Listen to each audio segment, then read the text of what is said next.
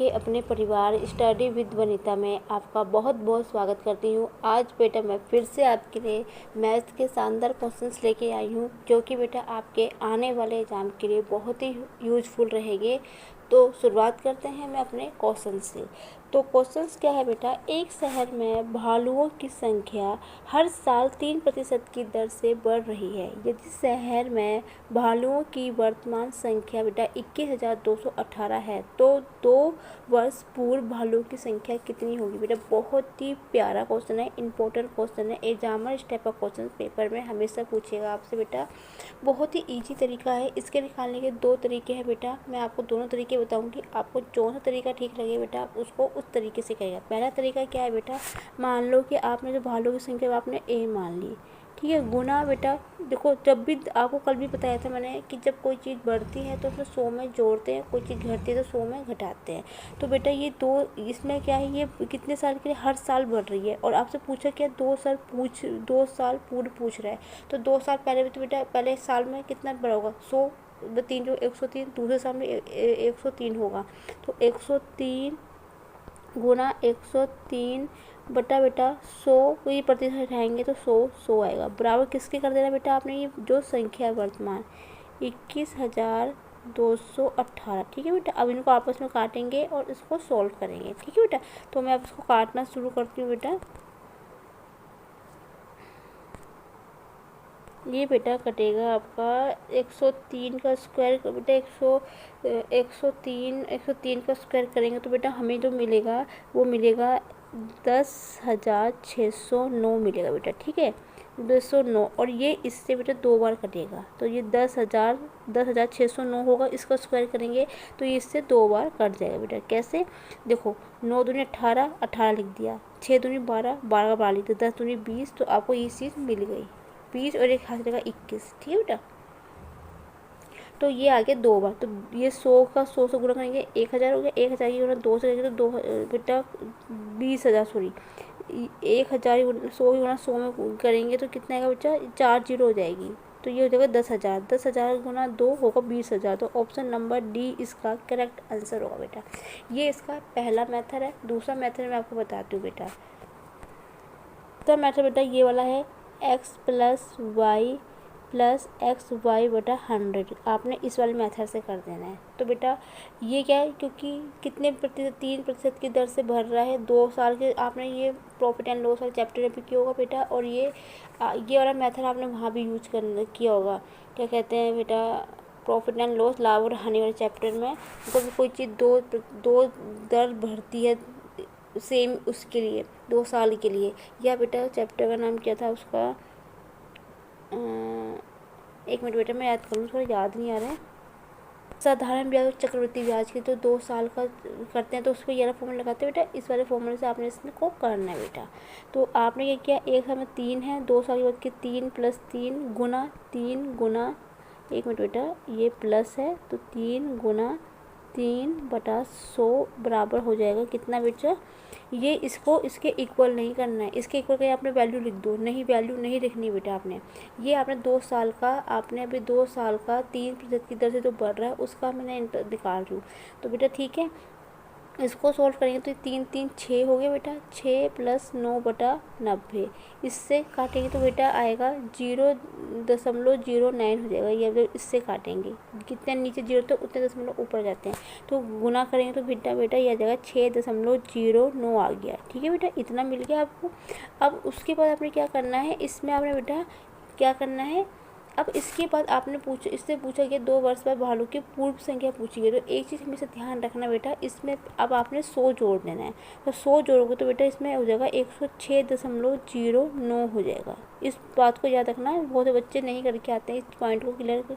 तो आपने 100 जरूर जोड़ना है यहाँ पे, ठीक है बेटा। 100 नहीं जोड़ोगे तो आपका आंसर गलत आएगा।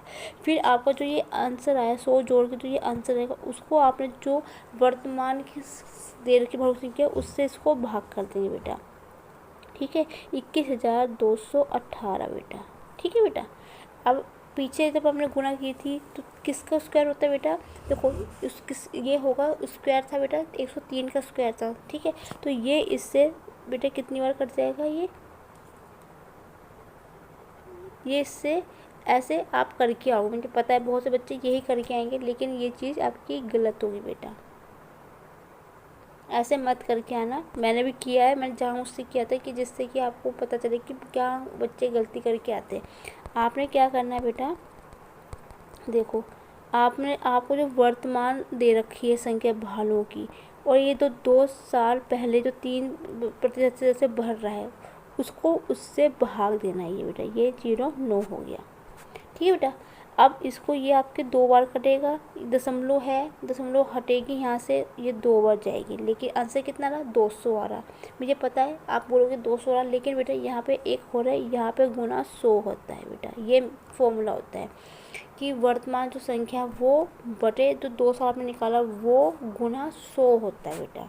तो ये चीज़ पॉइंट आप क्लियर रखना बेटा। मैं तो आपको एडवाइस दूंगी इस वाले मेथड से मत करके आना, क्योंकि इसमें कैलकुलेशन बहुत लंबी जाएगी, आपका टाइम वेस्ट होगा। तो मैं आपको एडवाइस दूंगी कि आप ये वाला मेथड अप्लाई करना, बहुत ईजी तरीके से हो जाएगा बेटा, ठीक है। तो कोशिश करना बेटा कि आप इसको इस वाले मेथड से करो, ठीक है। मेथड मैंने आपको दोनों ही मेथड बता दी है। वो वाला मेथड बहुत लंबा चला जाता है, क्योंकि बेटा वो उस पर कैलकुलेशन बहुत लंबी चल जाएगी, लेकिन आप कर सकते हो तो फिर आप उस वाले मेथड से भी कर सकते हो, जैसे आपको ठीक लगता है बेटा।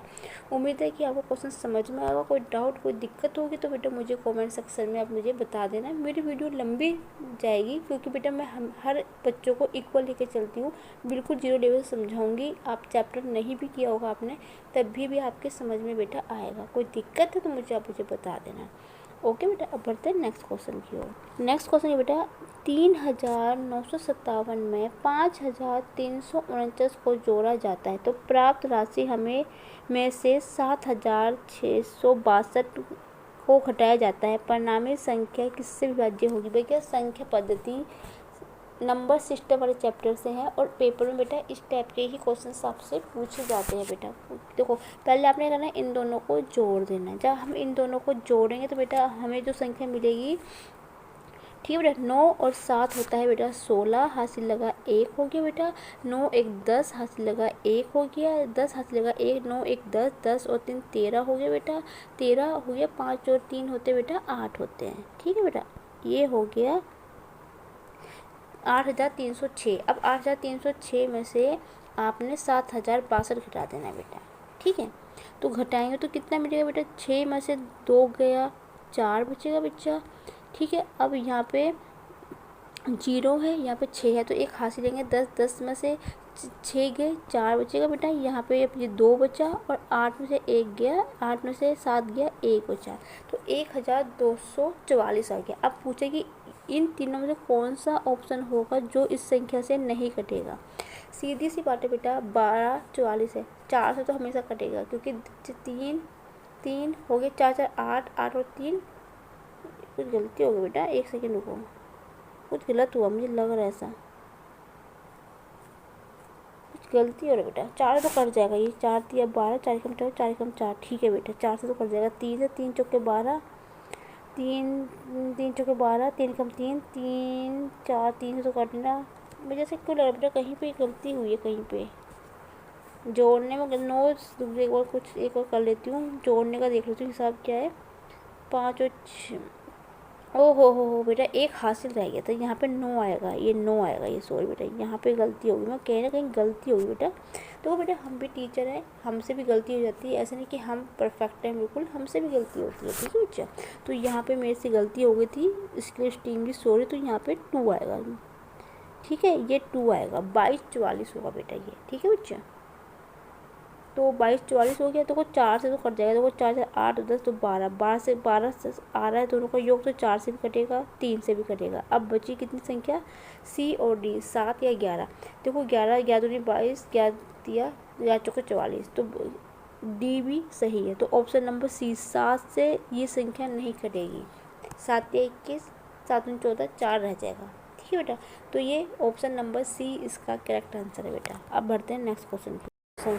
पहला क्वेश्चन क्या है, 8 सोने के सिक्कों का औसत भार 20 ग्राम प्रति सिक्का है। चांदी के 12 सिक्कों का औसत भार 35 ग्राम प्रति सिक्का है। 20 सिक्कों के लिए प्रति सिक्का औसत भार कितना होगा? बेटा ये औसत वाले चैप्टर से है, एवरेज वाले चैप्टर से, जो पेपर में 1 या 2 क्वेश्चन से पूछे ही जाते हैं। बेटा इस टाइप का क्वेश्चन आपको दिया जाएगा तो आप इस क्वेश्चन को कैसे आप करेंगे बेटा? देखो बेटा, इसको निकालने का तरीका है, शॉर्ट ट्रिक्स में इसको बताती हूँ। बेटा देखो यहाँ पे क्या है, सोना, यहाँ पे जो गोल्ड है, ये गोल्ड को मैं जी लिख रही हूँ और सिल्वर को मैं एस लिख रही हूँ बेटा। ठीक है बेटा, गोल्ड और सिल्वर। तो इसमें आपको कितना दे रखा है? औसत भार गोल्ड का हमें दे रखा है बेटा 20 दे रखा है बेटा, और ठीक है, और चांदी का हमें कितना दे रखा है बेटा? 35 दे रखा है। ठीक है बेटा, ये 35 दे रखा है। और सिक्के की संख्या कितनी है बेटा? गोल्ड की, जो सोने के सिक्कों की संख्या 8 है, और चांदी के सिक्कों की संख्या कितनी है बेटा? वो हमें यहाँ पे कितनी दे रखी है? हमें दे रखी है बेटा 12 दे रखी है। ठीक है, तो बेटा इसको क्या करेंगे हम? पहले इसको ना, आपने इसको नहीं छेड़ना है। ठीक है, जो आपको औसत भार दे रखा उसको नहीं छेड़ना है अभी आपने सिर्फ इनको, जो आपको संख्या दे रखी है उसको आपने काटा है। देखो 4 दिया, 4 दूनी 8, 4 दिया 12, कितने का? 2:3 का रेशो आ गया, अनुपात आ गया। इसका मतलब क्या हुआ? ये 2:3 में है सोना और चांदी, 2:3 में। यदि मैं बेटा इसका औसत निकालना चाहूँगी, टोटल एवरेज निकालना चाहूँगी तो कितना होगा बेटा? 20 में कितना निकालना चाहूँगी तो यदि 2 का 20 में निकालूँगी तो 2 गुना 20, तो कितना हो गया? 40 हो गया बेटा।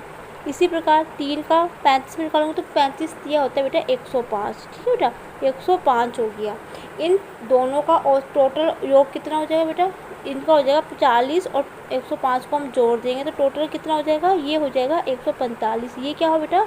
ये गोल्ड और सिल्वर का कुल भार हो गया, टोटल कुल भार हो गया। मतलब जो आपने जो सिक्का है ना, जो भी है, मतलब जो सिक्का है ये चांदी और सोने का दोनों का टोटल, दोनों भार कितना हो बेटा? 145 हो गया। आपसे पूछा गया है 20 सिक्कों का के लिए प्रति सिक्का का औसत भार। क्योंकि बेटा 20 सिक्के हमें ये नहीं पता, हमने ये औसत भार क्यों निकाला ये बता देती हूँ। ये हमें इसलिए निकाला क्योंकि हमने 20 अंकों की पूछा। अब हमें ये नहीं पता कि 20 उसमें चांदी कितना है, गोल्ड कितना है, इसलिए हमने क्या किया? टोटल दोनों का टोटल निकाला। ठीक है बेटा, अब पूछा है 20 सिक्कों का, तो आपने क्या करना है बेटा? 145 को आपने देखो, एक गलती बच्चे हमेशा करके आते हैं। बच्चे क्या करते हैं, यदि 20 सिक्कों का पूछा है तो उसको 145 को 20 से भाग दे देंगे। आप वो गलती मत करके आना बेटा। आपने क्योंकि यहाँ पे काट दिया है, आपको देखो अब जो हमारा नया रेशो जो था गोल्ड और चांदी की टोटल संख्या कितनी थी? 2 और 3 थी, तो दोनों जोड़ दें तो कितनी हो जाएगी? 2 + 3 कितनी होगी बेटा? 5 हो गई। ये गलती आप बिल्कुल मत करके आना। बहुत से बच्चे इस गलती करके आते हैं बेटा कि आपने 20 से भाग नहीं देना, आपने जो नए सिक्कों की संख्या का औसत है, तो बेटा यहाँ पे ये कट गया इसलिए मैंने काटा। यदि यहाँ पे ये नहीं कटता तो आपने इसकी गुना यहाँ पे करनी थी बेटा। ठीक है बेटा, तो नया औसत भार ये आया। नया संख्या कितनी आएगी? चांदी और सिल्वर के सिक्कों की संख्या 5 होगी, तो 5 दूनी 10, 5 दूनी 45, तो 29 ग्राम प्रति सिक्का भार होगा बेटा। ठीक है बेटा, ये गलती आप मत करके आना, जो कि बच्चे बहुत गलती करके आते हैं बेटा। ठीक है बेटा, और दूसरा मेथड बता देती हूँ जो कि बेटा आपने स्कूल में भी सीखे होंगे। ठीक है, दोनों मेथड से बता रही हूँ। ये आपका ये मेथड है, ये शॉर्ट ट्रिक से मैंने बताया आपको, और मैं दूसरा मेथड बताती हूँ जो कि आपने स्कूल में सीखे था बेटा। ठीक है बेटा, नेक्स्ट पेज ओपन कर लेती हूँ मैं अपना। स्कूल में आपने सीखा होगा बेटा। देखो यदि सोने के 8 सिक्कों के सोने का भार कितना है बेटा? 20 है, तो 20 है तो 8 का कितना होगा बेटा? 20 गुना 8 कितना हो जाए बेटा? 120 हो गई है। ये क्या होगा? गोल्ड का टोटल जो 8 सिक्के थे सोने के उसका कुल भार हो गया। इसी प्रकार चांदी के 12 सिक्के थे बेटा, और उसका टोटल भार कितना था? 35 था, तो 12 कितना होगा? 12 गुना 35 हो गया बेटा। ठीक है बेटा, तो 35 गुना 12 होगा बेटा 420 ग्राम हो गया। ठीक है बेटा, ये सोने के कुल सिक्कों का भार निकल गया, ये चांदी के कुल सिक्कों का भार। अब 20 सिक्कों का पूछा गया है, 20 सिक्कों, ठीक है, 20 सिक्कों का कुल भार पूछा गया है। ठीक है बेटा, हमसे ये पूछा गया कि 20 सिक्कों का कुल औसत भार बताना है। तो आपने क्या करना है बेटा? देखो यहाँ पे ये 8 सिक्के हैं चांदी के, अरे सॉरी गोल्ड के, सोने के 8 सिक्के हैं, चांदी के 12 सिक्के हैं, तो दोनों भार कितना हो गया? तो दोनों के कितने हो गए? 20 हो गया, और इनका दोनों कितना भार हो गया? इनका 120 + 1 420, 580 ग्राम।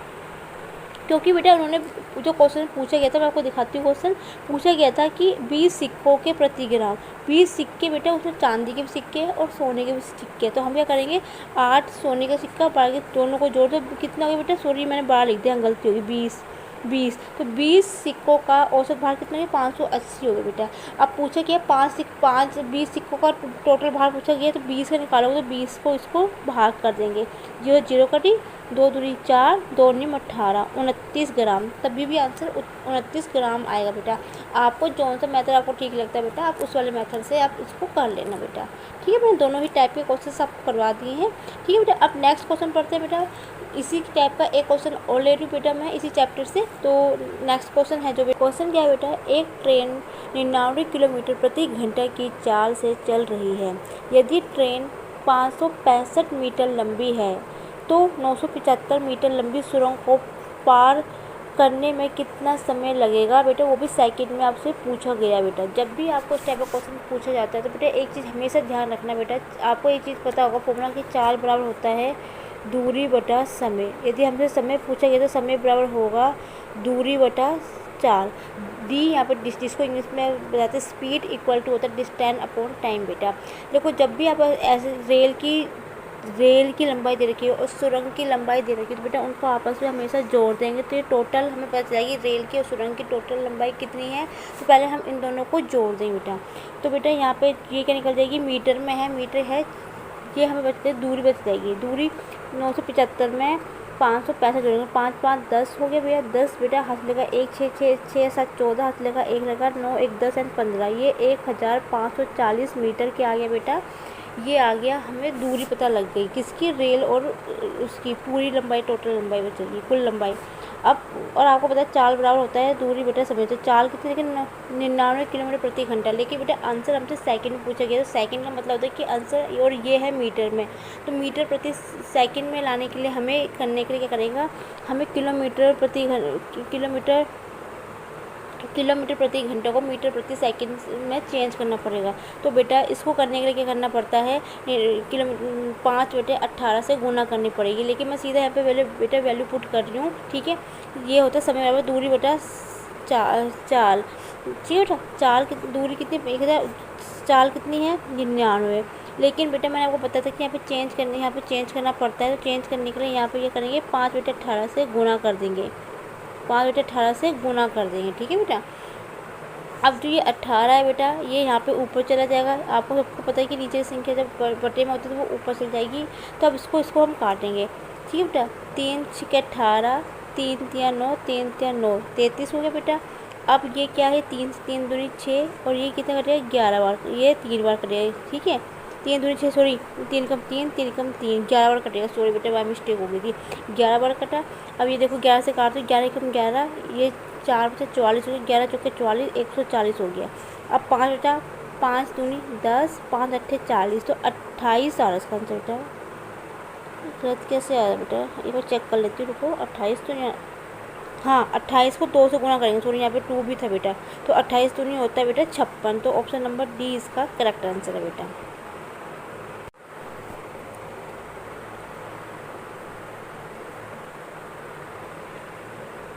मैं वनीता आपके अपने परिवार स्टडी विद वनीता में आपका बहुत बहुत स्वागत करती हूँ। आज मैं आपके लिए फिर से बेटा बहुत ही शानदार क्वेश्चनों का प्रैक्टिस सेट लेके आई हूँ, जो कि बेटा आपके एग्ज़ाम के लिए बहुत ही हेल्पफुल रहेंगे सभी क्वेश्चन। तो बेटा सीधा शुरुआत करूँगी मैं अपने क्वेश्चन से। क्वेश्चन समय यह दे रखा है, एक ट्रेन 99 किलोमीटर प्रति घंटा की चाल से चल रही है बेटा। ठीक है, यदि ट्रेन 565 मीटर लंबी है। ठीक है, ट्रेन की लंबाई हमें दे रखी है, और तो 975 मीटर लंबी सुरंग को पार करने में कितना समय लेगी बेटा। लेकिन ये आपसे हमें पूछा गया सेकंड में, हमसे आंसर पूछा गया बेटा। ठीक है, सेकंड में, तो इसका मतलब है कि आंसर जो आया वो पड़ेगा मीटर प्रति सेकंड में चेंज करना पड़ेगा। ठीक है बेटा, सबसे पहले बेटा आप यूनिट चेक किया करो। देखो बेटा ये किलोमीटर प्रति घंटा है और ये है मीटर में, तो कोई दूरी ये भी मीटर में, ये भी मीटर में, तो हमें जो ये है दूरी तो हमें मीटर में उसको हमें चेंज करने की जरूरत पड़ेगी, लेकिन हमें ये जो चाल है इसको हमें चेंज करना पड़ेगा मीटर प्रति सेकंड में। तो बेटा आपने फॉर्मूला पढ़ा होगा कि चाल बराबर होता है दूरी बटा समय। Speed equal to distance upon time. Time पूछा गया तो टाइम बराबर होगा डिस्टेंस बटा टाइम। बेटा आपसे पूछा गया है कि इतने में कितने सुरंग पार करने में कितना समय लगेगा। तो बेटा आपने तो यहाँ पे पहले हम ट्रेन की और सुरंग की जो लंबाई है उस टोटल दूरी निकालेंगे, तो इसको और इसको जोड़ देंगे तो हमें ट्रेन की और सुरंग की कुल दूरी पता लग जाएगी। तो दूरी कितनी होती है बेटा, 975 में 565 जोड़ेंगे तो 5 5 10 हो गया बेटा, 7 7 14 हो गया, हाथ लेगा 1 10 9 1 10 1 15, ये हो जाएगा 1540 हो गया बेटा। ठीक है बेटा, ये हो गया, कितना निकल गया, ये हमारी कुल दूरी निकल गई ट्रेन की और सुरंग की। तो अब बटा स्पीड मतलब दूरी कितनी देर की, 4 स्पीड होती है 4 कितनी देर की, 99 किलोमीटर प्रति घंटा, 99। लेकिन बेटा आंसर सेकंड में पूछा गया तो मीटर प्रति सेकंड में चेंज करेंगे, तो इसको 5 बेटा 18 करेंगे। 18 है वो बेटा यहाँ पे ऊपर चला जाएगा, क्योंकि बटा में है तो ये इसके नीचे इसके ऊपर चला जाएगा, क्योंकि 5 18 मैंने ऊपर लिख दिया बेटा। ठीक है, ये तो सबको ही पता होगा बेटा। ठीक है, नहीं पता होगा तो मुझे बता देना, मैं आपको उसको भी क्लियर कर दूँगी बेटा। ठीक है, काटते हैं इसको बेटा। ठीक है, 3 3 9 3 3 9 3 6 18 बेटा, 3 दूनी 6, 3 एकम 3 3 एकम 3 11 बार, 3 11 एकम 11, 4 11 चौका 40 हो गई, 140 हो गई, 5 से काटेंगे, 5 एकम 5 दूनी 10 हो गया, 5 अट्ठे 40 होगा, 28 गुना 2 56, तो 56 सेकंड इसका करेक्ट आंसर है बेटा। ऑप्शन नंबर डी इसका बिल्कुल करेक्ट आंसर है बेटा। उम्मीद है आपको समझ में आया होगा बेटा। इस टाइप के क्वेश्चन में हमेशा ध्यान रखना, पहले यूनिट देखा करो कि किस पे क्या दे रखा है और आपसे किस में पूछा गया है बेटा। ठीक है, ये बच्चे यहाँ पे हमेशा गलती करके आते हैं। तो बेटा देखो, किलोमीटर प्रति घंटा को चेंज करना तो 5 बटे 18 से गुना करते हैं। यदि मीटर प्रति सेकंड में चेंज करते हैं तो उसका उल्टा होता है, 18 बटा 5 से गुना करने होती है बेटा। जब मीटर प्रति सेकंड को किलोमीटर प्रति घंटे में चेंज करना होता है तो तब वहाँ पे 18 बटे 5 से गुना करते हैं बेटा। ठीक है बेटा, अब बढ़ते हैं नेक्स्ट क्वेश्चन की ओर। सेकंड क्वेश्चन जो बेटा, पी की दक्षता क्यू से 25% कम है, उसके परिश्रमिक को किस अनुपात में साझा किया जाना चाहिए। बेटा बहुत ही शानदार है, इस जो चैप्टर है बेटा ये वाला कार्य और मजदूरी का बेटा, इसमें बहुत से बच्चों को कन्फ्यूजन होती है, बहुत से बच्चे इस क्वेश्चन को दिक्कत आती करने में। बेटा मैं बहुत ही आसान तरीके से समझाऊंगी आपको कि जिससे आपको समझ में आएगा।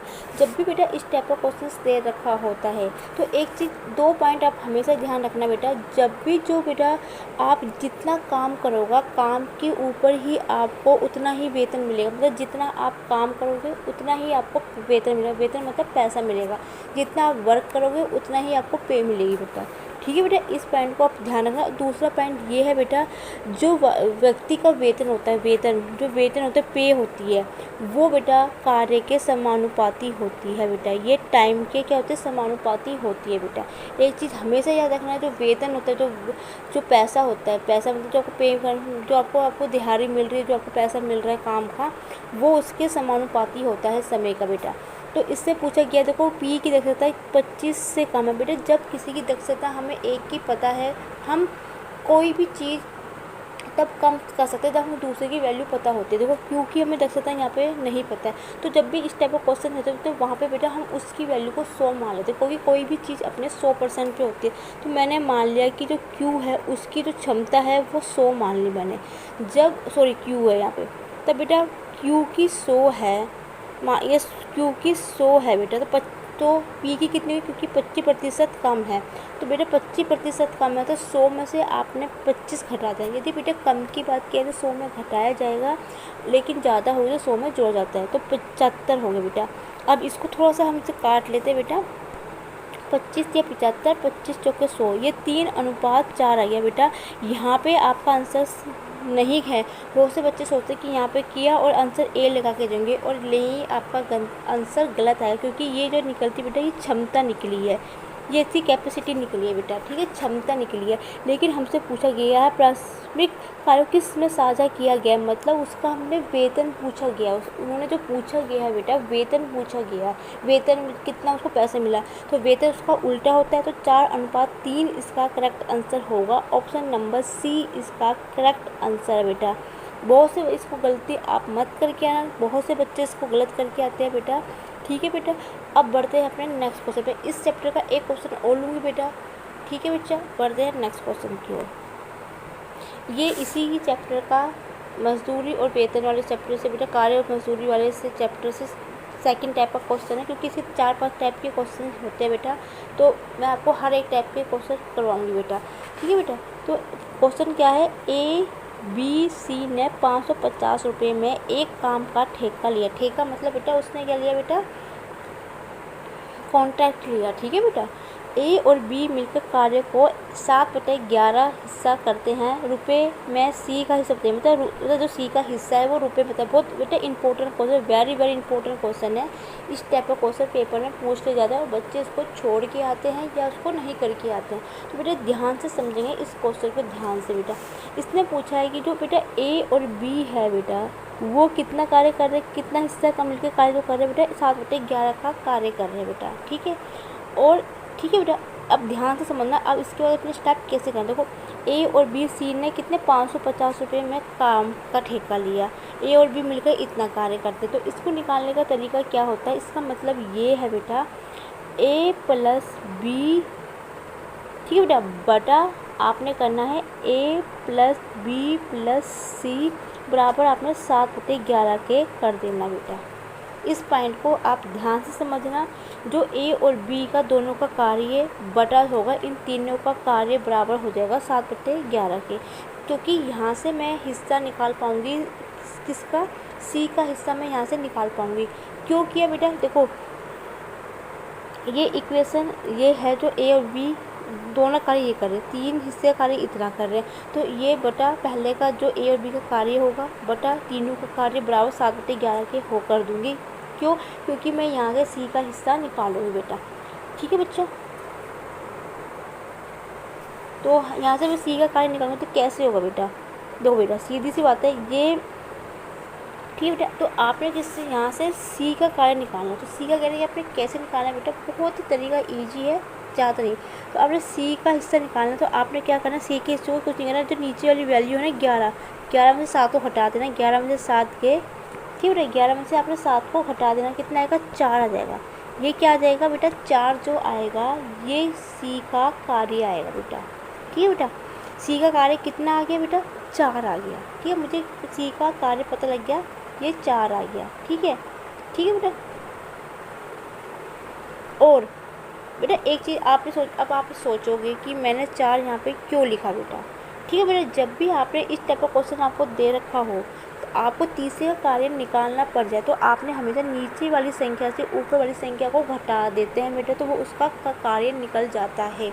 ये चीज़ बेटा हमेशा ध्यान रखना, जब भी कुछ इस टाइप की सिचुएशन बनती है जहाँ पे 2 कार्य पता हो और तीसरा कार्य आपको निकालना पड़े, किसी एक का वैल्यू निकालना पड़े, तो आपको नीचे वाली वैल्यू में से ऊपर का कार्य घटा देना है।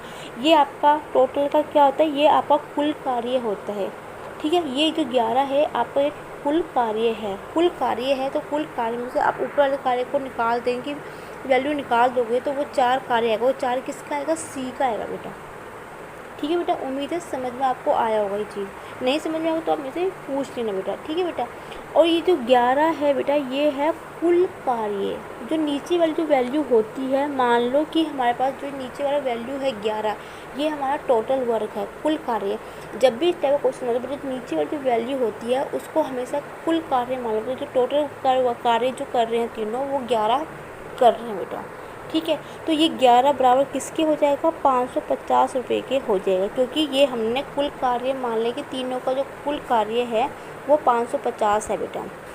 हमेशा ध्यान रखना बेटा, जब भी इस टाइप का क्वेश्चन आपको पूछ लिया जाता है, तो जब आपको नहीं पता हो कोई वैल्यू, तीसरी निकाल लो, तो नीचे वाला जो ये होता है ना, ये 11 कोई भी बटे भिन्न में आपको दे रखा हो, स्पेशली बेटा भिन्न में ही दिया होता है ये, तो आपने क्या करना है, जो नीचे वाला नंबर है उसको आपने कुल कार्य मान लेना है। कुल कार्य, कुल जो टोटल कार्य कितना है 11, तो जो कुल कार्य किसके बराबर हो गए, 550 पे, क्योंकि ए बी सी तीनों क्या कार्य कर रहे हैं, 550 कार्य कर रहे हैं बेटा।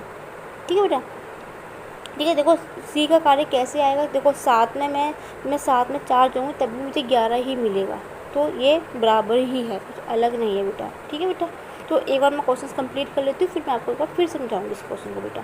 ठीक है, अब हमें सी का कार्य कितना, सी का हिस्सा पूछा गया, तो सी का कार्य कितना है, 4 है बेटा, और ये टोटल कार्य कितना कर रहे हैं, 550 कर रहे हैं, तो एक का कितना करेंगे बेटा, ये एक का करेंगे 550 बटा 11, तो 4 का कितना करेंगे बेटा, 4 से इसको मैं गुना कर दूँगी बस। 11 पंजे 55, ये 50 हो गया, 50 को 4 से 50 चौके 200 होता है। ऑप्शन नंबर सी इसका करेक्ट आंसर है। ठीक है बेटा, एक बार फिर समझा देती हूँ इस क्वेश्चन को बेटा। देखो बेटा, जब देखो ए और बी सी तीनों का कार्य कितना दे रखा मुझे, 550 में कार्य करें। हमें कार्य नहीं पता, ए और बी का कार्य मुझे पता है। ए और बी का कार्य पता है कि ए और बी दोनों मिलकर कार्य कर रहे हैं, 7/11 कर रहे हैं बेटा।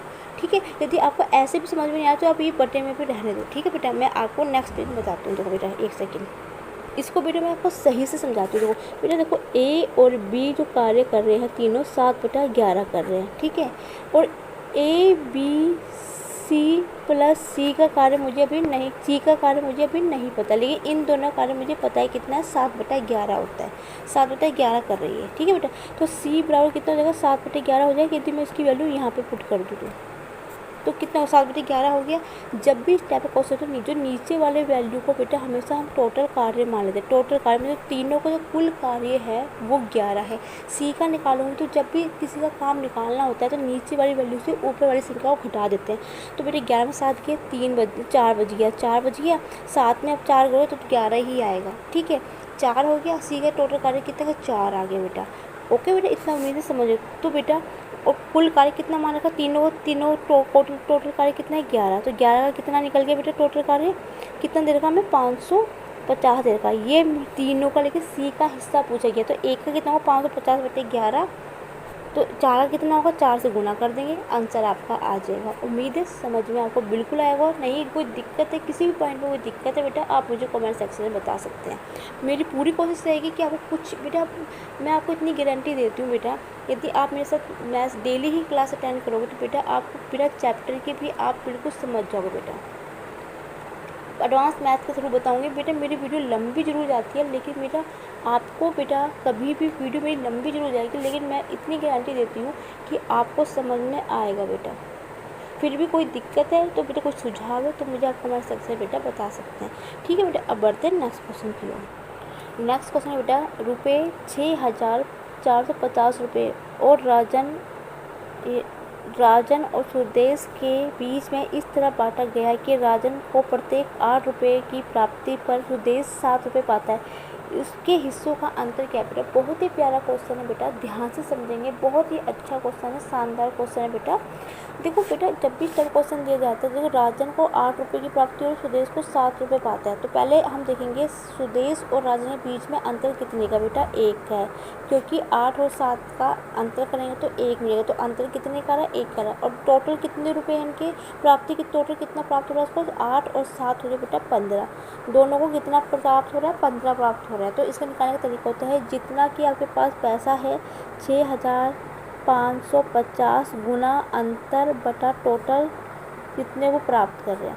काटेंगे बेटा, 15 चौके 60, 4 हाथ से बचा, 15 तिया 45, तो 430 इसका करेक्ट आंसर है। ऑप्शन नंबर सी इसका बिल्कुल करेक्ट आंसर है बेटा। अब बढ़ते हैं नेक्स्ट क्वेश्चन की ओर।